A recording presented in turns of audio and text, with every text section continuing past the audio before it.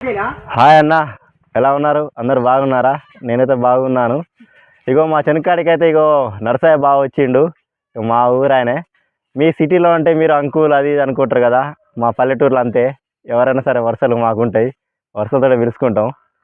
నేను మీతో ఏదో మాట్లాడాలి, హాయ్ అని చెప్పమని చెప్తే నేను వీడియో చేస్తున్నాను.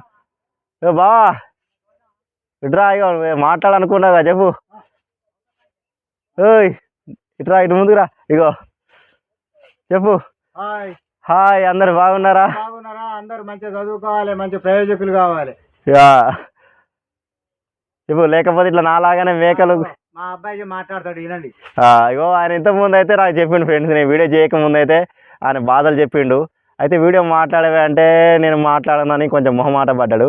ఆయన బాధ ఏంటంటే ఇగో చాలా మంది తల్లిదండ్రులు ఇగో మేము మేకలు కాసి గొర్రెలు కాసి కష్టపడి కూలి నాలి చేసి మా పిల్లల్ని ప్రయోజకులు అవుతారని సిటీలలో ఎక్కడో చదివిస్తే వాళ్ళు కొంతమంది చేసిన వాళ్ళ ఎంజాయ్లు వాళ్ళు చేసుకుంటా వీళ్ళ నమ్మకాన్ని మమ్ము చేస్తున్నారు. అది అని కొంచెం బాధపడుతున్నారు. అంటే ఆనే విషయం కాదు, ఇట్లా గ్రామంలో జరుగుతున్న కొన్ని చోట్ల విషయాలు టీవీలలో న్యూస్లో చూసి ఆయన పాపం ఇట్లా అంటున్నాడు అన్నట్టు. అయితే